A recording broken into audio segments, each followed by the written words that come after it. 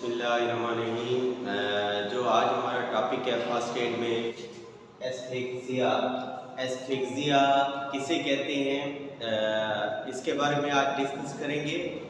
Asphyxia की types आपको बताऊंगा, क्योंकि कल हमने रेस्पिरेटरी ट्रैक पढ़ा था, रेस्पिरेटरी सिस्टम के बारे में डिस्कस किया था। तो ये पैरामेडिकल के कोर्स फर्स्ट एड में है, तो हमने फर्स्ट एड ही पढ़नी है कि फर्स्ट एड कैसे देते हैं। अगर कोई शख्स को एस्फिक्सिया हो गया है तो फर्स्ट एड उसकी मैनेजमेंट हम कैसे करेंगे, तो इसके बारे में हम आज डिस्कस करेंगे कि हमें ये पता होना चाहिए कि एस्फिक्सिया कहते किसे हैं। एस्फिक्सिया कॉमनली तौर पर दम घुटने को कहते हैं, यानी सांस का रुक जाना। दम घुटना यानी सांस क्या होती है, ना आना। दम घुटने को मैं यहाँ पर उर्दू में भी लिख देता हूँ। दम क्या होता है जी, दम घुट जाता है, घुटना है, ठीक है ना। तो इससे क्या होता है जी, ये दम घुटना होता है जी। तो इससे क्या है कि सांस नहीं आता। तो डेफिनेटली ऑक्सीजन हमें ज़रूरत है एनर्जी के लिए, हमारे सेल्स को ज़रूरत है, हमारे टिश्यूज़ को ज़रूरत है। अगर ऑक्सीजन हमें ना मिले तो हम डेफिनेटली मर जाएंगे, या हमारे टिश्यू या सेल क्या हो जाएंगे, डैमेज हो जाएंगे। तो इसकी अगर हम डेफिनेशन देखें, तारीफ देखें, तो ये एक मेडिकल एक कंडीशन है, एक हालत है जिसके अंदर क्या होता है कि हमें इनप्रॉपर डिलीवरी या inadequate delivery of oxygen to the body cells, यानी जो हमारी बॉडी के अंदर जो ऑक्सीजन की सप्लाई है वो इनप्रॉपर हो जाती है। जितना हमें ऑक्सीजन दरकार होती है सेल को उतना नहीं मिलती, उतना हमारे अंदर ऑक्सीजन की कमी होती है, जिसकी वजह से क्या होता है कि हमारा दम घुटना शुरू हो जाता है, हमारे सेल डैमेज होना शुरू हो जाते हैं। तो यानी इसको अगर देखें तो जो बुक लिखती है, जो आपका यानी कोर्स है, तो इसके अंदर इसमें मुख्तलिफ यानी डेफिनेशंस आती हैं। तो इसके अंदर क्या होता है, it is a medical condition characterized by the inadequate delivery supply of oxygen, यानी ऑक्सीजन की supply to the blood cells, यानी ब्लड सेल की तरफ क्या होती है, ना मुनासिब हो जाती है। टिश्यूज के अंदर या सेल्स के अंदर ब्लड की सप्लाई सही तरीके से नहीं पहुंचती, लीडिंग टू, जिसकी वजह से पोटेंशियल ऑर्गन डैमेज, जो हमारे ऑर्गन है, जो हमारे अज़ा हैं, वो क्या होना शुरू हो जाते हैं, डैमेज होना शुरू हो जाते हैं और वो काम करना छोड़ जाते हैं। तो डेफिनेटली वो काम करना जब छोड़ देंगे तो बॉडी को नुकसान पहुंचेगा। तो ये क्या है, इसकी यानी क्या है डेफिनेशन है। तो इसको सिंपल भी आप कह सकते हैं, hypoxia is the condition in which the enough oxygen supply to the cells, therefore the body cannot be work properly। Simple सी बात मैं कर रहा हूँ, आपको पता है कि आप खुद ही इसको बना सकते हैं, मेडिकल के स्टूडेंट हैं। तो इसके अब हम पढ़ते हैं कि वजूहात क्या हैं, टाइप्स कौन सी आती हैं हिपोक्सिया की। हिपोक्सिया की कौन कौन सी टाइप्स हैं, इसके बारे में हम डिस्कस करते हैं। तो एक कौन सी है, हिपोक्सिक एस्फिक्सिया है, दूसरी कौन सी है, एनॉक्सिक एस्फिक्सिया है, तीसरी हमारे पास कौन सी है, स्टैग्नेंट एस्फिक्सिया आता है, और कौन सी है, फोर्थ लास्ट है, हिस्टेरोटॉक्सिक एस्फिक्सिया होता है। अब हम इसको बारी बारी डिस्कस करेंगे कि हिपोक्सिक एस्फिक्सिया क्या होता है। तो मैं कंसेप्ट दूंगा, तो इंशाल्लाह आप मेरा लेक्चर सुनेंगे तो आपको पढ़ने की जरूरत नहीं पड़ेगी। हिपोक्सिया भी इसे कहते हैं deficiency of the supply of the oxygen to the body. तो इसके अंदर क्या होता है कि देखें, जितना हम हाई लेवल के अंदर चले जाते हैं, यानी अब हम यहाँ पर ठहरे हैं तो हम यानी हम ज़मीन के ऊपर हैं, तो ऐसा ऐसा हम जैसे शुमाली इलाका जात की तरफ चलते हैं, चढ़ते जाते हैं, और हम पहाड़ों की तरफ जाते हैं, हाई एल्टीट्यूड की तरफ जा रहे होते हैं, तो क्या है कि वहाँ पर ऑक्सीजन डिक्रीज हो रही होती है, यानी ऑक्सीजन की कमी हो जाती है। इसके अंदर इन्वायरमेंट के अंदर यानी डिक्रीज ऑक्सीजन, यानी ऑक्सीजन की कमी होना, मेकिंग, यानी जब ऑक्सीजन हवा के अंदर कम होगी, जैसे जैसे हम ऊपर ऊंचाई की तरफ जाएंगे तो हमें क्या है कि बहुत सारी चैलेंजिंग का सामना करने पड़ेगा, क्योंकि जब ऑक्सीजन कम होगी, हम वहाँ पर ठहरे होंगे तो हमें भी ऑक्सीजन कम ही मिलेगी ब्लड को, बॉडी को, तो वहाँ पर भी हमें हिपोक्सिक एस्फिक्सिया हो सकता है, क्योंकि हम ऊंचाई के ऊपर हैं, इतने ऊंचे चले गए हैं कि जहाँ पर ऑक्सीजन माहौल के अंदर कम है, तो इसे हम कहते हैं हिपोक्सिक एस्फिक्सिया कह सकते हैं। तो इसके अंदर क्या होता है, डिक्रीज ऑक्सीजन इन एयर, हवा के अंदर यानी इन्वायरमेंट के अंदर किसका ऑक्सीजन का कम होना, ये साइन किसका है, डिक्रीज कहते हैं। यानी मैंने अगर तीर का निशान यूं दिया है तो इसका मतलब decrease oxygen into in environment, या मैं इसे सिंपल लिखता हूँ हमारी हवा के अंदर। तो इसके अंदर क्या होता है कि जब ऑक्सीजन कम होगी तो मैं सांस लूंगा, तो oxygen it challenge for the respiratory system to supply the sufficient oxygen to the body. तो यहाँ पर प्रॉब्लम होगा, रेस्पिरेटरी सिस्टम को ज़्यादा जोर लगाएगा, हमारे लंग्स के ज़्यादा से ज़्यादा क्या करें, ऑक्सीजन ले, ताकि हमारे टिश्यूज डैमेज ना हो। तो इसे हम कहते हैं हिपोक्सिक एस्फिक्सिया।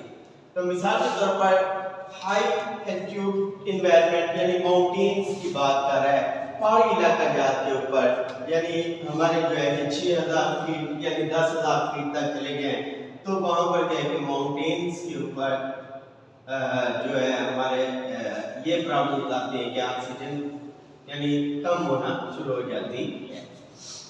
लिख दिया। इसके बाद क्या है कि एनॉक्सिक एस्फिक्सिया।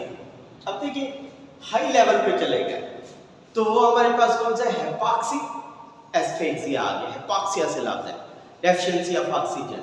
अब एनॉक्सिक जो है, एनॉक्सिक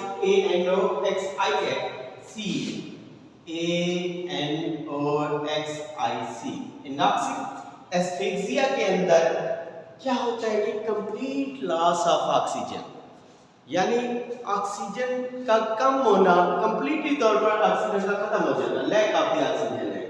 तो क्यों होता है, क्योंकि पूरी की पूरी यानी हमारी बॉडी के अंदर ऐसी रुकावट आ जाती है कि हम ऑक्सीजन ले नहीं सकते, यानी ऑक्सीजन हमारे अंदर एंड नहीं हो सकती। मिसाल के तौर पर समंदर के अंदर डूब गए, दरिया के अंदर डूबना, यानी पानी के अंदर रहना, पानी के अंदर जब जाते हैं हम, तो वहाँ पर हमारे अंदर पानी घुसना शुरू हो जाता है मुंह के ज़रिए, नाक के ज़रिए, तो वहाँ पर ऑक्सीजन की सप्लाई यानी हमारी बॉडी के अंदर, लंग्स के अंदर नहीं होती, तो जिसकी वजह से क्या है कि हमें सेल्स को ऑक्सीजन नहीं मिलती, क्योंकि वाटर पानी वहाँ पर होता है।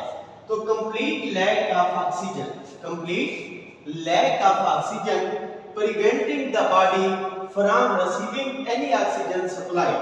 तो क्या है कि जब तमाम यानी ऑक्सीजन ही खत्म हो गया, तो किस तरीके से ऑक्सीजन की सप्लाई होगी। मिसाल के तौर पर ड्रोनिंग, ये क्या है, ड्रोनिंग किसे कहते हैं, ड्रोनिंग कहते हैं यानी डूबना, पानी के अंदर रहना, डूब जाना, तो इसे हम ड्रोनिंग कहते हैं। तो उसके अंदर एनॉक्सिक हिपोक्सिया हो सकता है। तो एयरवेज सबमर्ज इन वाटर, यानी हमारे सांस के रास्ते यानी ट्रैकिया के अंदर हमारा जो है तमाम का तमाम जो एयरवे है, इसके अंदर वाटर ही चला गया है, तो उसकी वजह से वो क्या हो जाता है, सबमर्ज हो जाता है। ठीक है, किसके अंदर, पानी के अंदर। तो इसके अंदर क्या होता है, रेस्पिरेटरी फेलियर हो जाता है, क्योंकि हम सांस सही नहीं ले रहे होते। नंबर 3 कौन सी टाइप है, स्टैग्नेंट एस्फिक्सिया। स्टैग्नेंट एस्फिक्सिया क्या चीज है जी, ब्लड फ्लो, यानी हमारे अंदर ब्लड की सर्कुलेशन जो है वो क्या हो गई है, कम हो रही है।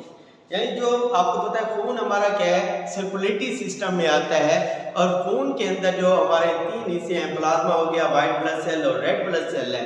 और रेड ब्लड सेल के अंदर हमारे पास एक पिगमेंट है, रेड पिगमेंट, जो हीमोग्लोबिन कहते हैं। ये एक और तफसील है जी, हीम एंड ग्लोबिन से हीमोग्लोबिन बनता है। It is a seat that are present into the red blood cell that carry the oxygen to deliver the oxygen to the cell। यानी ये एक हीमोग्लोबिन ब्लड के अंदर ऐसी सीट है जहाँ पर क्या है कि ऑक्सीजन बैठती है और ये ऑक्सीजन वहाँ से हमारे सेल तक पहुँचाता है, तो वो ब्लड ही पहुँचा रहा होता है ऑक्सीजन। तो अगर क्या है कि स्टैग्नेंट एस्फिक्सिया के अंदर क्या होता है कि ब्लड का फ्लो रुक जाता है, ब्लड स्टॉप हो जाता है। मिसाल के तौर पर एक शख्स है, आपको पता है कि हमारा हार्ट है, दिल एक सर्कुलेटरी सिस्टम का मेन आर्गन है जो लुप डुप लुप डुप करता रहता है। इससे क्या होता है कि हमारी सर्कुलेटरी सिस्टम सही तरीके से वर्क करता है। ऑक्सीजनेटेड ब्लड ऑक्सीजन पहुंचा रहा होता है, deoxygenated blood carbon dioxide carry कर रहा होता है, हार्ट से लंग्स की तरफ वो फेंकते हैं क्योंकि वो हमें ज़रूरत नहीं है। अगर देखा होगा एंजाइना पेक्टोरिस का पेशेंट है या हार्ट पेशेंट है, हार्ट अटैक हुआ है, उसे हार्ट फेल हो गया है, कंट्रैक्शन डायलेशन उसकी खत्म हो गई है, तो सर्कुलेशन भी ब्लड की खत्म हो जाएगी। जब सर्कुलेशन खत्म होगी तो ऑक्सीजन, जब ब्लड ही सर्कुलेट नहीं करेगा तो ऑक्सीजन कैसे जाएगी, क्योंकि वो खुद ही कंट्रैक्शन डायलेशन उसकी खत्म हो गई। तो उसकी वजह से बॉडी को ब्लड की सप्लाई कम होने की वजह से ऑक्सीजन भी क्या मिलेगी, कम मिलेगी, जिसकी वजह से टिश्यू डैमेज होना शुरू हो जाएंगे या टिश्यू फेल होना शुरू हो जाएंगे, वो हार्ट के भी और बॉडी के ऑर्गन्स के भी। तो इसके अंदर भी क्या है कि इसे हम कहते हैं स्टैग्नेंट एस्फिक्सिया, कि ब्लड की फ्लो के अंदर इंपेयरमेंट आ जाए, कोई रुकावट आ जाए, जिसकी वजह से उस ऑर्गन के अंदर ब्लड ना जाए तो वो ऑर्गन डैमेज हो सकता है और बॉडी के सेल तक ऑक्सीजन नहीं पहुंचेगी। एग्जांपल के तौर पर कार्डियक अरेस्ट, अगर क्या है कि दिल का दौरा पड़ा तो pump of the heart decrease हो जाए तो कंट्रैक्शन डायलेशन ब्लड फ्लो के अंदर प्रॉब्लम होगी, तो इसको हम कहते हैं स्टैग्नेंट एस्फिक्सिया। उसके बाद है हिस्टोटॉक्सिक एस्फिक्सिया। हिस्टोटॉक्सिक एस्फिक्सिया के अंदर क्या होता है जी, body inability to utilise the oxygen at the cellular level. ठीक है जी, आप क्या है सेलुलर लेवल के ऊपर बॉडी यूटिलाइज नहीं कर रहा है, ठीक है। Even if the adequate supply is present, तो ऑक्सीजन की सप्लाई भी क्या है, इनएडिक्वेट हो गई, यानी इनप्रॉपर हो गई। हिस्टोटॉक्सिक के अंदर देखें जी, टॉक्सिक गैसेस वगैरह हो गए, स्मोक हो गया, जहरीली गैस वगैरह हो गई, तो वो जब जाती है तो वो क्या करती है, जो ऑक्सीजन की सप्लाई है वो स्टॉप हो जाती है और जहरीली गैसेस हमें नुकसान देना शुरू कर देते हैं, क्योंकि उसकी कंसंट्रेशन इंक्रीज हो जाती है, क्योंकि यूटिलाइजेशन ऑक्सीजन की कम हो गई, क्योंकि दूसरी गैस भी इंपेयर करना शुरू कर दी। तो उसकी वजह से देखा होगा कि 2 साल पहले या 1 साल पहले आपने सुना होगा कि जब लोग पहाड़ी इलाका में गए तो वहाँ पर इतना बर्फबारी हुई कि लोगों के जो गाड़ियाँ बंद हो गई, तो वहाँ पर गाड़ियाँ बंद होने की वजह से जो गैस चल रही थी वो कार्बन मोनोऑक्साइड अंदर वो क्या है कि रिलीज होती रही, तो जिसकी वजह से उनका सांस घुटना शुरू हो गया, एस्फिक्सिया होना शुरू हो गया था। तो इसकी जो काज़ वजूहात क्या, चोकिंग क्या चीज़ है, चोकिंग कहते हैं किसी चीज़ का ट्रैकिया के अंदर फंस जाना, खुराक का टुकड़ा भी हो सकता है, कोई और गुड्स या कोई चीज़ भी हो सकती है, कोई थिंग भी होती है जो रुकावट पैदा करती है किसकी, एयर वे के अंदर, जिसकी वजह से ऑक्सीजन जो है वो सही तरीके से नहीं जाती। तो ये इसके अंदर जो है ये काजेज थे। तो इसके अंदर कार्बन मोनोऑक्साइड जो है, ये हिस्टोटॉक्सिक एस्फिक्सिया की क्या थी, मैंने मिसाल दी। उसके बाद आप देखते हैं कि ये एस्फिक्सिया होता क्यों है, एस्फिक्सिया दम घुटना क्यों होता है, वजूहात क्या है इसकी। तो हमने पहले जो टाइप्स पढ़ी तो यही वजूहात ही थी, यानी माउंटेन हाई यानी एल्टीट्यूड के ऊपर जाना और हमारे पास ऑक्सीजन की सप्लाई कम हो तो इसकी वजह से भी ये प्रॉब्लम हो सकता है। ड्राउनिंग की वजह से प्रॉब्लम होती है कि डूब जाने की वजह से भी प्रॉब्लम हो सकता है। चोकिंग की वजह से कि सांस की नाली के अंदर कोई चीज़ फंस जाए तो उसकी वजह से भी प्रॉब्लम हो जाता है। उसके बाद क्या है, स्ट्रेंगुलेशन किसे कहते हैं, गले का घुट जाना या दबाव आ जाना गले के ऊपर, तो इसे कहते हैं स्ट्रेंगुलेशंस वगैरह। यानी जिस तरीके से हैंगिंग आती है, हैंगिंग तो कहते हैं फांसी चढ़ना, तो पूरी की पूरी यानी हमारे एयरवे लेरिंग्स वगैरह ब्लॉक हो जाती है, जिसकी वजह से क्या है कि सांस अंदर की तरफ नहीं जाता, तो ये स्ट्रेंगुलेशंस में आती है। कोई निज़ाम तनफ़ुस की डिजीज़ भी हो सकती है, कोविड हो गया, निमोनिया हो गया। तो इस तरीके से ये बीमारियां हैं जो बैक्टीरियल या वायरल इन्फेक्शन की वजह से भी कभी कभार ये होता है। सीओपीडी हो गया, क्रोनिक ऑब्स्ट्रक्टिव पल्मोनरी डिजीज के अंदर भी कभी कभी एस्फिक्सिया हो सकता है। एस्थमा हो गया या मल्टीपल यानी इसके अंदर प्रॉब्लम आती है। स्मोक इनहेलेशंस की वजह से यानी कुछ ऐसे हमारे केमिकल होते हैं जहरीले जो धुएं के अंदर मौजूद हैं, मोटर गाड़ियां हैं या दूसरी फैक्ट्रीज हैं, तो उसकी वजह से भी एस्फिक्सिया हो सकता है। उसके बाद ड्रग एब्यूज, कुछ ऐसी सांस के जरिए लोग ड्रग है नशावर चीज़ें सूंघते रहते हैं, इतना कंसंट्रेशन सूंघ लेते हैं कि उनका सांस ही बंद हो सकता है। या ड्रोनिंग, मैंने पहले आपको बताया कि ड्रोनिंग को हम क्या कहते हैं, ड्रोनिंग कहते हैं। तो ये भी वजह हो सकती है।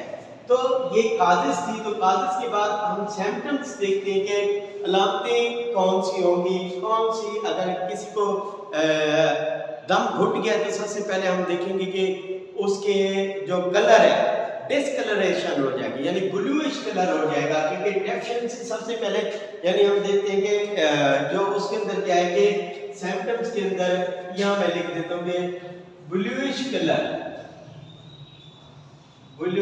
कलर ऑफ फेस हो सकता है, ठीक है नहीं।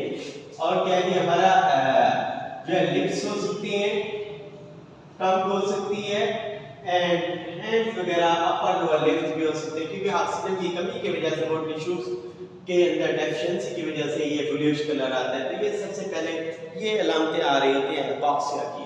उसके बाद डेफिनेटली डिफिकल्टी ब्रीथिंग होगी, सांस के अंदर तंगी होगी, उसको पल्स रेट थोड़ा सा क्या है कि इंक्रीज होगा, पल्स।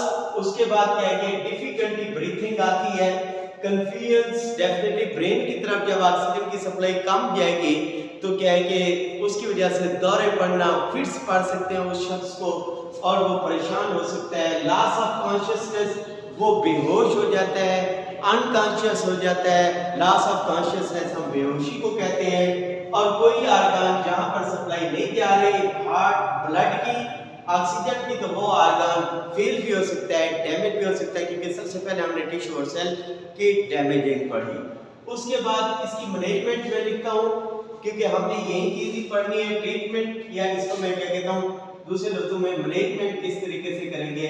मैनेज, अगर मैनेजमेंट आ जाए तो या ट्रीटमेंट आ जाए तो एक ही हम देखते हैं कि इलाज किस तरीके से करते हैं इसका। अगर हमारे पास कोई चीज़ नहीं है तो हम उस शख्स को देखा है कि आप देखेंगे कि अगर उसको चोकिंग हो रही है, कुछ फंस रही है, तो उसको हमने मैनेज करना है कि उसका प्रॉपर सांस चलाना है। पहले उसको बेसिक लाइफ सपोर्ट देनी है। प्रॉपर सांस चलाने के लिए हमने उसकी पीठ के ऊपर कोई चीज़ फंसी हुई है तो उसके ऊपर हमने ऐसा ऐसा यानी ये पीछे से हाथ मारना है ताकि वो चीज़ उसकी क्या है कि रिपेल हो, सांस के रास्ते से निकले। अगर उसको क्या है कि पानी में है तो उसका एक साइड पे लिटा कर हम उसको क्या है कि टांगों को ऊपर करके पेट तक लगाकर हम उसको साइड पे लिटाकर उसकी कोशिश करेंगे कि उसके पानी पेट से निकले और सांस की नाली से निकले, ताकि उसका जो है कि एक पूरा सिस्टम बॉडी पानी वाटर फ्री हो जाए और सारा रिमूव होगा तो सांस उसको आना शुरू हो जाएगा। तो जिसे हम कार्डिक पल्मोनरी रिससिटेशन कहते हैं, कार्डिक हार्ट को कहते हैं, पल्मोनरी हम लंग्स को कहते हैं, उनको बहाली करेंगे। उसके लिए हमने उनका एयरवे क्लियर करना है। फर्स्ट एड के जो प्रोसीजर हमने पढ़े थे वैसे ही हमने करना है। आगे मैं सीपीआर का पूरा आपको डिस्कस करके बताऊंगा कि सीपीआर किस तरीके से किया जाता है। फर्स्ट एड का मेन यानी सीपीआर ही है। तो उसका क्लियर करेंगे क्या एयरवे, सांस का रास्ता ट्रेकिया, ताकि उसकी वेंटिलेशन क्लियर हो, इनहेलेशन एक्सहेलेशन भी उसकी क्लियर हो। तो उसके बाद हमने एहतियाती तदाबीर अख्तियार करनी है, प्रिवेंशन। तो प्रिवेंशन के अंदर हमने देखना है कि पहले उस पेशेंट को वहाँ से निकालेंगे, वहाँ से अलग करेंगे जहाँ पर हमें खतरात हैजर्ड्स हैं, पोटेंशियल हैजर्ड्स से निकालने के लिए उसको सेफ जगह पर लेकर जाएंगे। और प्रॉपर जो इक्विपमेंट यूज़ होने हैं, जो इक्विपमेंट इसको एस्फिक्सिया को ट्रीट करने के लिए इस्तेमाल करें तो उनको प्रॉपर तौर पर हम इस्तेमाल करेंगे। और सबसे पहले उसकी लाइफ को हम सेव करने की पूरी कोशिश करेंगे ताकि वो दूसरे खतरात से बच सके। तो ये आज का टॉपिक था। अगर आपको मेरी लेक्चर पसंद आया हो तो इसके अंदर कमेंट्स में लिखें और साथ साथ सब्सक्राइब करें और लेक्चर ज़रूर सुना करें, ये आपके बड़े काम आएगा। Wish you best of luck. Allah.